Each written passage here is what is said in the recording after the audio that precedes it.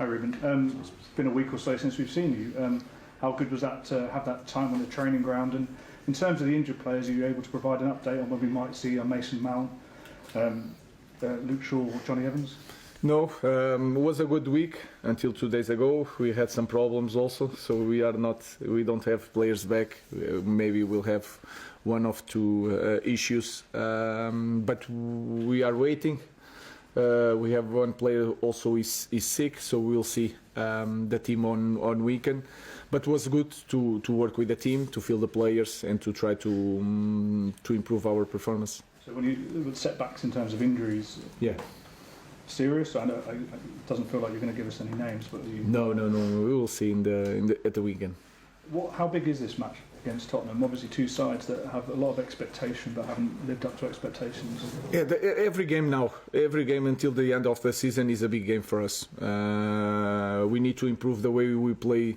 We play football, but especially we need to win. No matter what, we need to win. And for that, we need to improve the way we play football.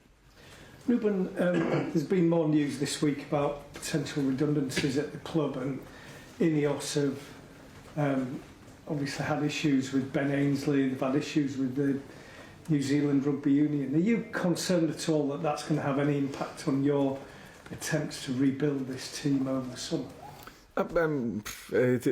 Our biggest problem now is Tottenham. We know that the moment of the club, of course, we do. I have to understand of all these problems, but that problem of our club is not new. You already knew all the rules of fair play. We have a problem at the moment, but that cannot influence the way I coach the team and prepare the next game. So my focus is on that and not in the other things. But as a coach, you have to feel as though you're going to be able to make things better, and you always plan forward. Every coach does that. So that surely has an impact on whatever discussions you're having. Here is simple. To do something, we need to sell players. So that is my focus is to prepare the game. We cannot do now. The window is closed. We need to focus on the games that we have, especially the next one, and then in the summer we will see. Ruben, we know that the club's got an ambitious target to win their 21st title by 2028. Was that something that was mentioned to you when you joined, and also do you think that's a realistic target to have? Yes, we talk about that. Our focus. I said since the day one, our focus is to win the Premier League, and we can change everything in a few years. I don't know how long it's going to take. In this moment, we are in a difficult situation. The way we play, the games that we don't win, we know that, but we need to work every day and to focus on the little steps. Winning the next game, prepare very well the next summer, and then we will see. Tim. Ruben, Ange has been criticised at times this season for sticking to his principles. How important is it that as a coach you don't deviate away from your philosophy, and do you admire him for that? Yeah, I'm a huge fan on Ange Postecoglou. Of course, I'm from a different culture. I'm Portuguese, and you know all the Portuguese coaches, they can adapt, and I adapt. The simple thing is that I use one system in the moment, because I believe if you work on that system, you can play in different system at the same time. So that is my idea. But we are not winning games, and I understand the connection between me and Ange. We have the same problems. In my opinion, with all due respect, I'm in a bigger club with a bigger pressure, so I understand the connection, and I think it's really important a coach to have to follow his principles. Damien. Clearly, Postecoglou is under a bit of pressure with the results they've had. Can you afford to feel any sympathy for him? Of course, I feel, especially because he's a good guy. He's a very good coach. He wants to play football in the right way, and that is, for me, is a good thing. And we know that, again, when we choose this kind of profession, there is a lot of good things, but then you have to feel that pressure when you don't win. Thank you. Ruben, away from home, there seems to be a bit more relaxation with your team. A lot of pressure at home. I know the home record's not fantastic at the moment. Can you feel like yourself within the players?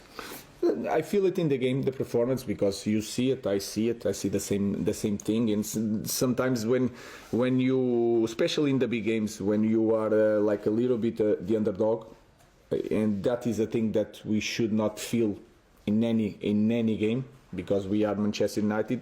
But I feel the players more free.